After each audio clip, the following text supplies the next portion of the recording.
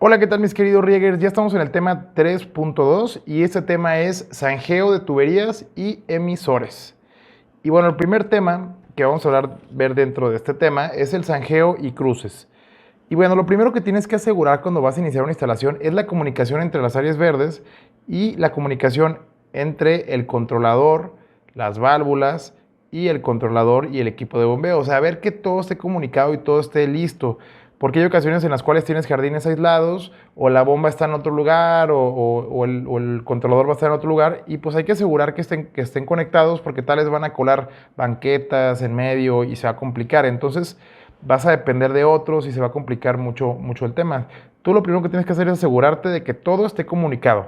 Las áreas verdes como deben ser, con las preparaciones adecuadas que debes de tener.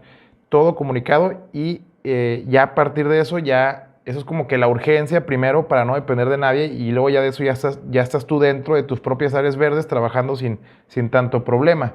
Ahora, para comunicar las áreas verdes o el controlador o todo lo que te mencionaba, hay ocasiones en las cuales tienes que hacer ranuras y rezanes o hacer una preparación antes de que colen alguna banqueta. Si es el caso, yo te recomiendo, si va a haber banquetas, pavimento, caminos, lo que sea ese tipo de cosas, es que utilices calibres más gruesos de tubería en esas secciones. Por ejemplo, nosotros utilizamos PVC hidráulico para la distribución de la tubería dentro del jardín, pero cuando hay que hacer cruces de un área a otra usamos tubo plus del verde, que es mucho más resistente. Entonces ahí perdemos un poquito el riesgo de que se pueda romper algo abajo de los caminos, pero además de eso también metemos una tubería sanitaria como camisa, es decir, entre área verde y área verde metemos una tubería sanitaria, por ejemplo, de 4 pulgadas o de 2 pulgadas, depende de qué es lo que vayamos a pasar en ese tramo, y lo dejamos ahí, le ponemos una cama de arena, ponemos la camisa y luego ya tapamos o rezanamos lo que tengamos que hacer y dejamos la camisa y es un tubo de 2 o 4 pulgadas hueco en el cual por dentro metemos nuestra tubería. De esa forma minimizamos mucho el riesgo de que en el futuro se rompa y cause mucho daño porque va a estar abajo de un camino o de una banqueta.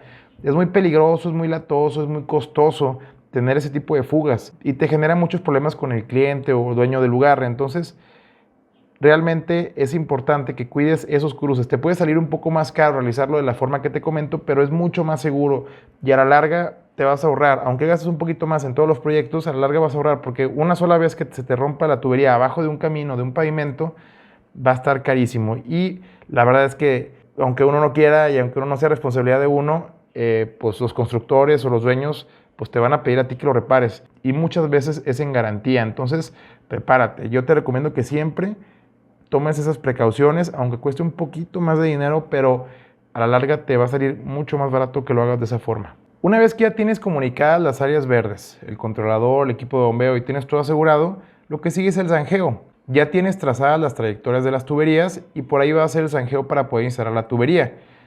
Tienes que tomar en cuenta varias cosas. Por ejemplo, antes de iniciar a escarbar el zanjeo, tienes que preguntar o revisar si no hay instalaciones que tú puedas dañar con tu zanjeo, que pasen por donde tienes la trayectoria de tu tubería.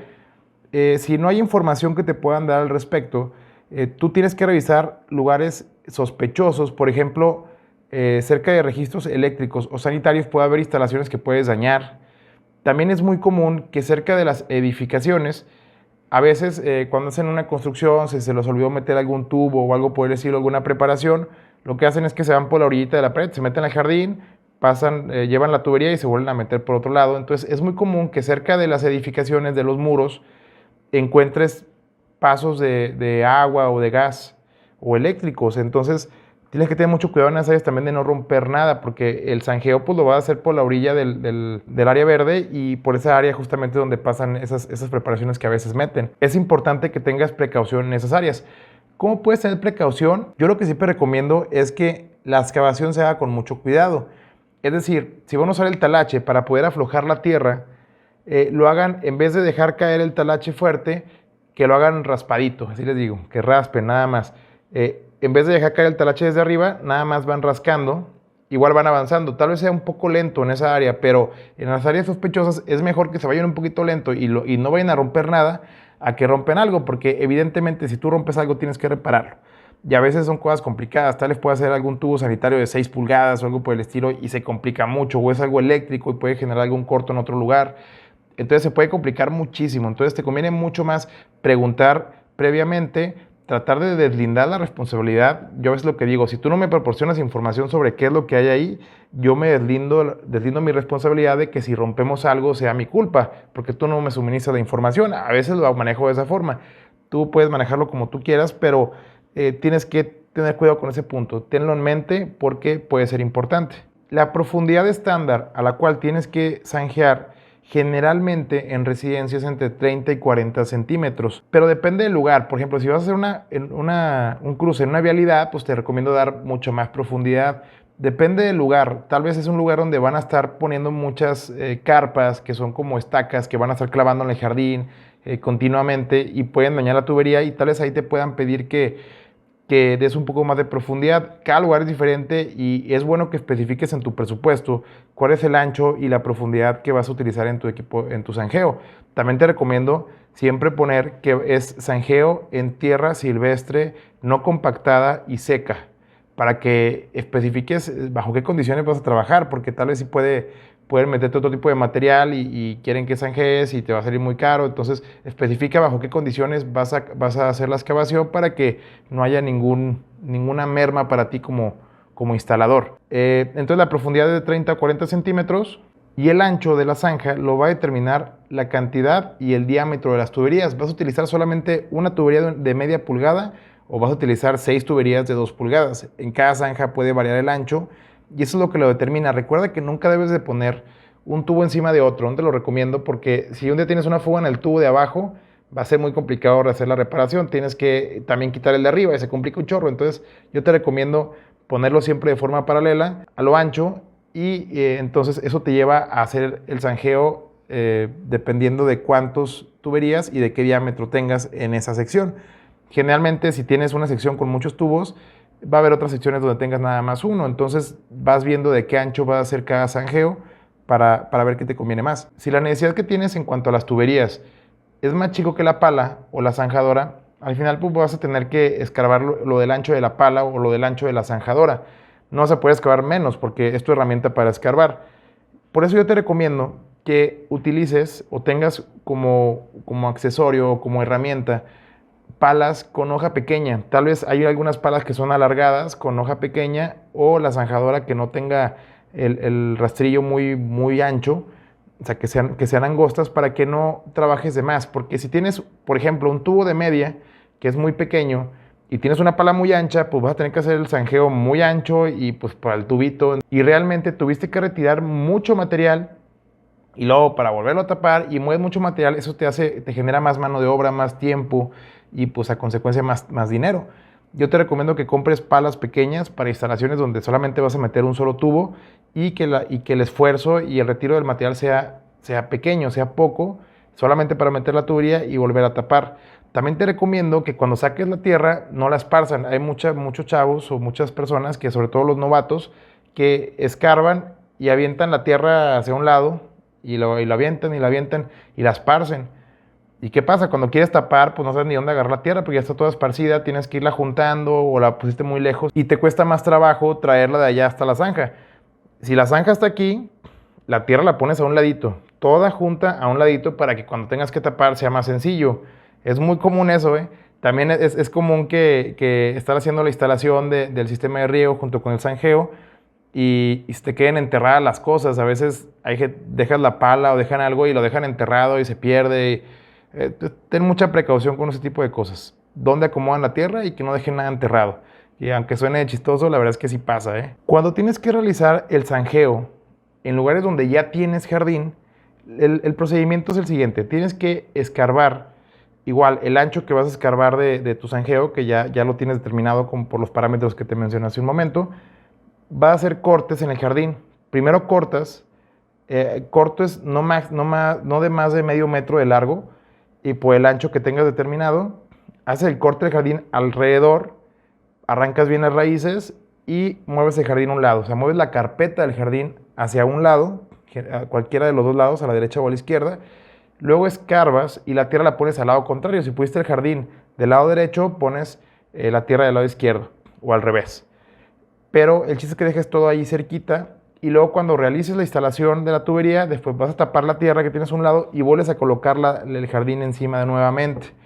Puedes dejar algo de tierra para poder emboquillar el mismo cuadro que quitaste y vas quitando de medio metro en medio metro hasta que hagas toda tu trayectoria para hacer la instalación.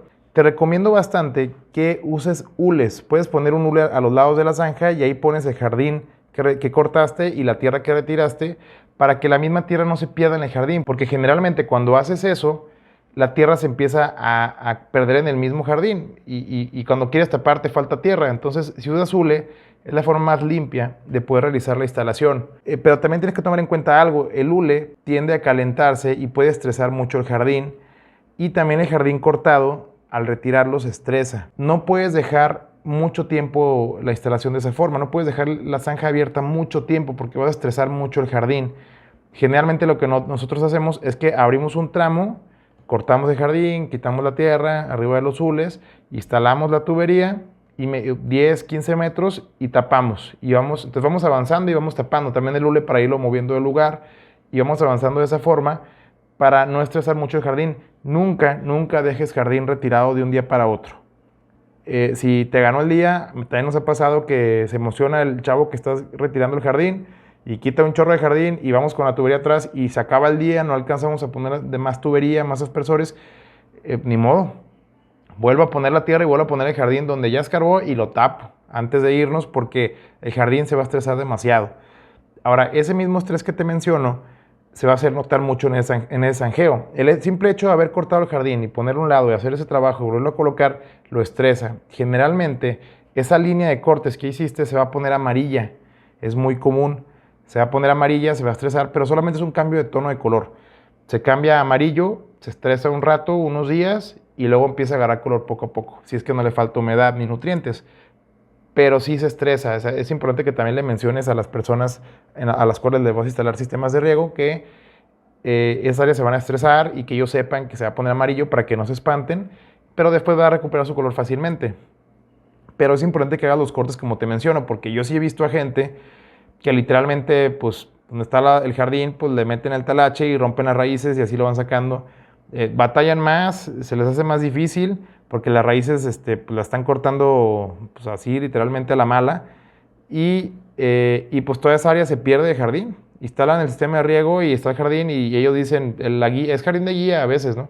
Es jardín de guía y se va a recuperar poco a poco, de volada, bien rápido y pues no, se va a tardar un rato. Entonces yo te recomiendo que hagas los cortes como tiene que ser y se va a ver muy presentable tu trabajo, se va a ver muy padre y no se va a estresar y no pierdes ese pedazo de jardín. Es importante que sigas esta recomendación, ¿sí? Bueno, ahora vamos a ver el siguiente tema, que es instalación de tubería hidráulica y poliducto eléctrico. Bueno, conforme vayas avanzando con la instalación del zanjeo, puedes ir avanzando con la instalación de la tubería. No necesariamente tienes que hacer todo el zanjeo primero y después la instalación de la tubería, al mismo tiempo que va avanzando el zanjeo con diferente personal. De hecho, es la forma en la que te lo recomiendo para que no dejes el zanjeo todo el tiempo abierto. Recuerda que el zanjeo muchos días abierto, si lo dejas, por ejemplo, tal vez escarbaste una parte ahorita y te tardaste varios días en escarbar más, entonces lo primero que escarbaste, poco a poco se va a ir deslavando la tierra, se empieza a caer y se empieza a tapar y lo tienes que volver a limpiar la zanja, entonces no te conviene. Te conviene mucho más escarbar una parte y que tal vez otro personal o el mismo se regrese a instalar la tubería y vayas dejando todo terminado de una vez. Instala la tubería y ya puedes ir tapando, pero recuerda que antes de instalar la tubería y antes de tapar tienes que revisar que no haya piedras filosas que puedan dañar la tubería. Tal vez en la zanja tú puedes ver alguna piedra con algún pico o algo, algo peligroso o algún material de algún tipo, tienes que retirarlos antes de poner la tubería. De igual forma, antes de tapar, tienes que revisar que no estés tapando con piedras muy filosas o algo por el estilo. Entonces empiezas a instalar la tubería y pues le vas a ir instalando según tu diseño. Tienes que ir viendo qué diámetro de tubería vas a usar en cada parte y tienes que ir siguiendo los diseños preestablecidos que ya tienes. Es importante que en ninguna parte ahorques de más la tubería. Hay veces que he visto que traen tubería tal vez de 2 pulgadas y tienen que salir para los dos lados igual con 2 pulgadas, pero pues nomás consiguieron una T de 1/4 o de 1 pulgada, entonces se reducen a la T de 1 pulgada y luego se vuelven a ampliar, o sea, no, eso no se puede. También hay veces que van a pasar por alguna parte y por no romper una pared o algo por el estilo, pues se conectan a un tubo que ya está, que es chiquito y luego se vuelven a ampliar después, pues no tiene caso, eso no va a funcionar. No ahorques el flujo de agua en ninguna parte de las tuberías, más que en las válvulas. Ahorita vamos a ver ese tema, pero en las válvulas puede hacer un ahorcamiento que te voy a explicar más al rato. Y dependiendo del tipo de tubería que tú estés instalando, tienes que seguir las normas de calidad. Por ejemplo, nosotros aquí en México utilizamos mucho lo que es el PVC hidráulico, llámese RD21, RD26, cédula 40, usamos ese tipo de tuberías aquí. Y aquí, por ejemplo, la tubería nos pide que utilicemos limpiador y pegamento para realizar las conexiones. Es muy importante seguir estas normas porque básicamente es para que no tengas fugas, entonces te conviene mucho seguirlo. Por ejemplo, el tema del limpiador y el pegamento, hay mucha gente que aquí nos dice, no, pues no le eches limpiador, échale alcohol, es lo mismo, te limpia hasta mejor la tubería. Y bueno, la verdad es que el limpiador de PVC no solamente limpia, lo que hace es que empieza a disolver un poco las moléculas del PVC, entonces es un limpiador especial. Y cuando le aplicas el pegamento, la deshace por completo y fusiona una conexión con la otra y las convierte en una sola a nivel molecular. No puedes decir que solamente vas a limpiarlo. Entonces, muchas veces usas puro pegamento y sí funciona y mucha gente dice, no, a mí me funciona perfectamente, pero te va a fallar uno de 100. Si lo haces todos los días, estás constantemente instalando, mucho te van a fallar. Entonces te recomiendo usar limpiador y pegamento y todo lo que te diga según la norma de la tubería que estés instalando, para poder asegurar que no tengas fugas. También te recomiendo mucho que durante la instalación no dejes pedacería. Es muy común, y he visto mucho, y me pasó a mí también al principio, es que entre aspersor y aspersor no quieres hacer pegazones o dejar conexiones porque quieres dejar los tramos enteros. Por ejemplo, si tienes un aspersor cada 5 metros y la tubería viene en tramos de 6 metros, entonces conectaba un tramo de 5 metros y me sobraba 1 metro y lo dejaba a un ladito. Y yo decía, pues para las reparaciones de fugas más adelante. Pero pues después de 100 aspersores ya tengo 100 cachitos de 1 metro y no me sirven para nada. O sea, va a usar alguno que otro y realmente son mermas, se convierte en basura, se acumula un chorro, no tienes dónde guardarla, ocupa mucho espacio. Se dificulta todo, además de que pues te ves mal porque estás dejando basura en el área mientras trabajas. Y recuerda que la imagen es muy importante ante un cliente o en cualquier proyecto, que tengas limpieza, cómo se ve, y pues se ve que estás dejando basura en todos lados y no es agradable. O sea, no está padre dejar pedacería regada, ni aunque la vayas juntando, no sirve de nada la pedacería. A la larga no te va a servir de nada. Yo te recomiendo que si tienes uno cada 5 metros, un aspersor, conectes con un tramo, te sobra 1 metro, pegues ese metro y luego ya continúes con 4 metros de otro tramo y te la vas llevando de esa forma. No dejes pedacería. Suena tonto, pero mucha gente lo hace, entonces no lo hagas tú también. No dejes pedacería, instala toda la tubería completa y al final te va a quedar un tramito del último tramo, 2-3 metros, y ya es el que te queda para hacer pedacería o para reparar fugas. Pero no dejes de cada tramo un cachito, va a ser merma, no lo hagas. También te recomiendo mucho usar el calibre más grueso que puedas, que el mercado te lo permita, o sea, el mejor que puedas meter. Porque hay, por ejemplo, en el PVC hay RD51 o RD41 que, pues teóricamente, soportan la presión que voy a utilizar en el sistema de riego. Entonces, pues las puedo utilizar y va a funcionar bien, pero también no son tan fuertes para resistir golpes. Y pues estamos haciendo instalaciones en lugares donde pueden recibir golpes. Realmente, mientras más grueso sea el calibre de la tubería, más resistencia va a tener y va a ser una instalación más profesional, que va a requerir menos reparaciones y menos mantenimiento. Entonces, si tu proyecto te permite meter un calibre más fuerte, mételo para que pueda resistir los golpes. Y cuando vayas conectando la tubería, la vas conectando por fuera de la zanja, te recomiendo, conéctalo por fuera, o sea, a un lado. Nosotros lo que hacemos es que tiramos la tubería a un lado y vamos tirando las conexiones de lo que vamos a ir conectando, para ir viendo qué nos va a faltar o si está todo el material completo. Lo que hacemos es que generalmente tiramos toda la tubería a un lado de la zanja junto con las conexiones que vamos a utilizar. Entonces, pero solamente en tramos pequeños. Empezamos a instalar todo, pero por fuera, la tubería, y luego ya después de ciertos metros la metemos adentro de la zanja. Esto es para que no estés trabajando muy agachado adentro de la zanja, porque te vas a cansar más y vas a rendir menos.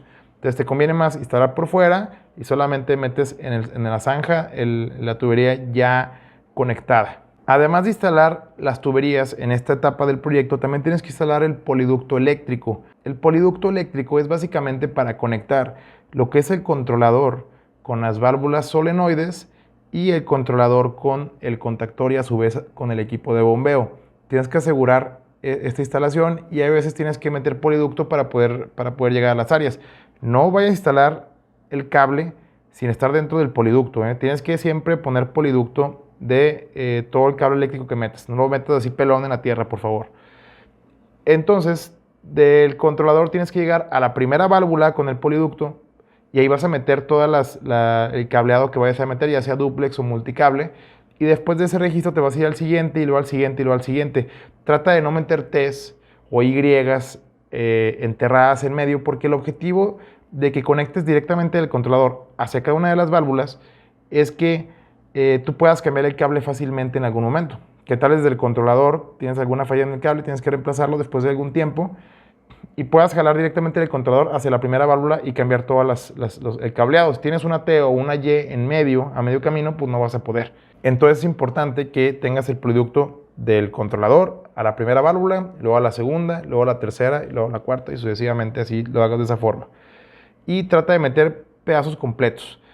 No trates de hacer pegazones o uniones de poliducto entre zona y zona. Yo sé que a veces no se puede y tienes que hacerlo forzosamente, pero lo menos que puedas. Si puedes ninguna, no pongas ninguna, porque son partes donde se puede atorar la guía cuando estás queriendo cablear, o se va a atorar algo del cableado y vas a batallar mucho. Entonces, mientras menos pegazones y menos uniones tengas, vas a batallar mucho menos. Para poder saber de qué tamaño vas a poner el poliducto, tienes que saber pues cuántas válvulas tienes en el proyecto, qué cable vas a usar, de qué calibre, y eso te va a mandar el ancho del poliducto. Literalmente tienes que buscar algo que sea cómodo para poder trabajar, que quepa dentro del poliducto y que puedas guiar. Si está muy apretado, tal vez vas a batallar mucho para estar guiando y cableando, entonces algo que sea cómodo, ¿no? Busca un diámetro cómodo, puede ser tal vez, generalmente es poliducto de media, puede ser 3/4 o hasta 1 pulgada en residencia, puedes buscar ahí lo que más te convenga. Ya que el poliducto es para conectar del controlador a las válvulas solenoides y también la tubería principal también va conectada a las válvulas solenoides, generalmente aprovechas el mismo zanjeo y la misma trayectoria de la tubería principal para poner el poliducto. Generalmente yo trato de hacerlo de esa forma porque también es para mí más fácil en alguna excavación o algún mantenimiento o reparación buscar un tubo, y si el tubo viene acompañado de un poliducto eléctrico, quiere decir que es la tubería principal.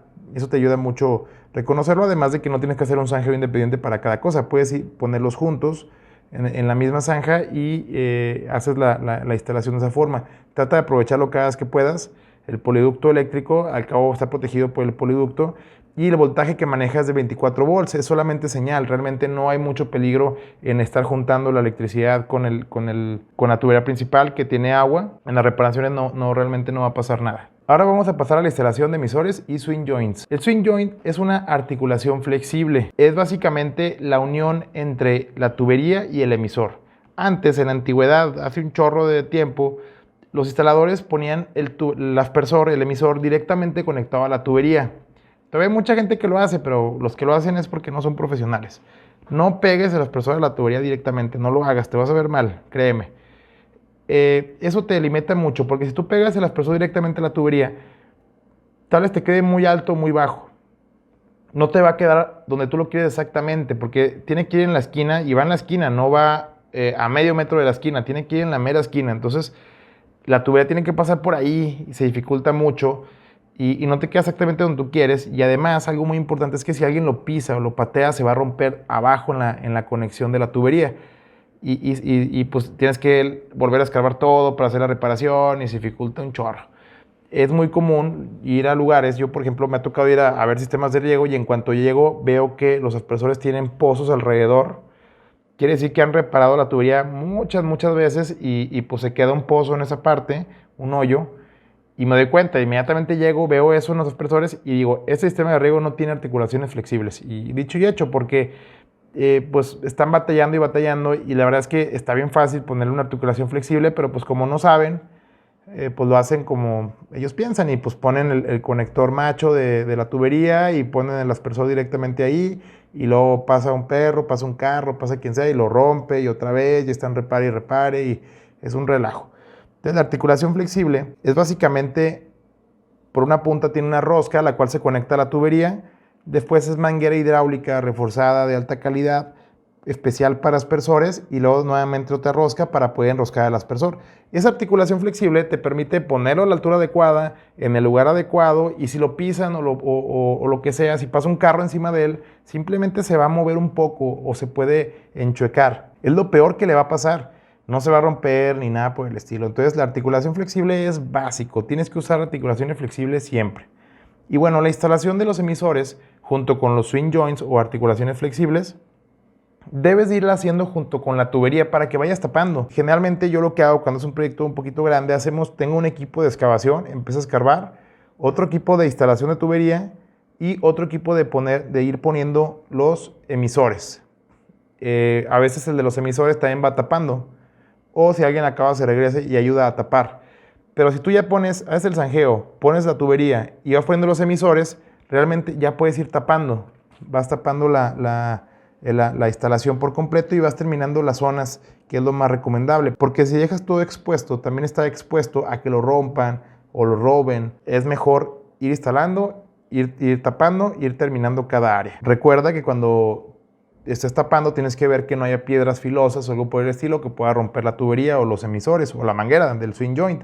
Entonces tienes que ir teniendo cuidado, pero ir tapando. Cuando estés tapando también te recomiendo que pises para compactar un poco la misma tierra removida arriba de la zanja y así evitar que se asiente la tierra. Cuando conectes el swing joint, yo te recomiendo que en la tubería lo que usas es una llamada T-roscada. Puedes poner una T-roscada que es del diámetro de la tubería que estés usando y reduciéndote a media, generalmente cuando son residencia es media, con una rosca interna. Y ahí conectas directamente la articulación flexible. Yo te recomiendo que esa T-roscada la voltees hacia arriba, o sea, la salida, en vez de, mucha gente lo pone hacia un lado y ya pone la articulación flexible y pones el aspersor donde tienen que estar. O sea, la T-roscada va retirada tal vez 30 centímetros de donde va a ser la ubicación final del aspersor para que puedas con el swing joint llegar a ese lugar. Y está bien, pero yo siempre recomiendo que lo hagas con la T-roscada volteando a ver para arriba. Esto para que si en el futuro tienes que hacer alguna reparación o cambio de dirección sea sencillo, porque estás hacia arriba y puedes cambiar el aspersor de aquí hacia allá o voltear para allá o agregar cosas para allá o para acá. Puedes moverte para todos lados, pero si lo pones hacia un lado es complicado luego cambiarte de dirección porque la manguera va a tener que pasar por abajo del tubo o por arriba y va a quedar muy expuesta, entonces se dificulta. Yo te recomiendo siempre para arriba para que tengas más facilidad de poderte mover hacia cualquier lado que quieras en el momento de la instalación o en el futuro en alguna reparación o mantenimiento. Tienes esa alternativa. Después el aspersor tienes que colocarlo totalmente vertical al ras de la tierra, no el jardín. Si lo pones al ras del jardín, cuando lo poden lo van a romper. Entonces tienes que ponerlo al ras de la tierra. De cualquier forma el emisor cuando entre el agua va a vencer el resorte, va a salir, va a emerger, va a regar y se va a volver a ocultar. Al nivel de la tierra es importante, aunque no se vea, no importa, pero tienes que ponerlo a nivel de la tierra para que no lo vayan a romper.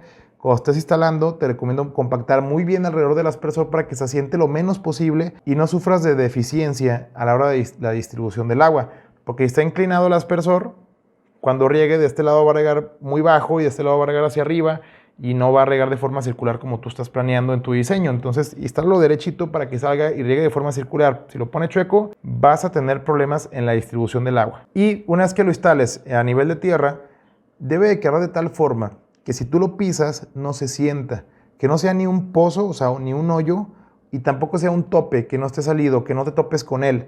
Entonces te recomiendo que esté a una altura en la cual tú lo pisas y no te das cuenta que está él ahí. Esa es la altura perfecta, es la forma en la que yo reviso que están bien instalados los aspersores. Si ya el personal le acabó de instalar los aspersores y yo voy a revisar que estén bien puestos y los piso. Si no siento y no me doy cuenta que están ahí, están instalados de forma correcta. Si siento un hoyo o me topo con ellos, están a una altura inadecuada. Y con el swing joint, la ventaja es que te va a poder dar la oportunidad de hacer ese movimiento. También hay veces que instalas el sistema de riego y al último el jardín, que lo instalaron después del sistema de riego, lo pusieron a una altura que tú no estabas planeando y tienes que mover los aspersores para arriba o para abajo. Si tuvieras el aspersor pegado directamente a la tubería, se complicaría un chorro ese trabajo. Pero como tienes la articulación flexible, solamente escarbas un poco, mueves el aspersor y vuelves a compactar la tierra. Entonces el swing joint es algo muy importante que tienes que seguir siempre. Y bueno, ya terminamos con este tema y nos vemos en el tema 3.4.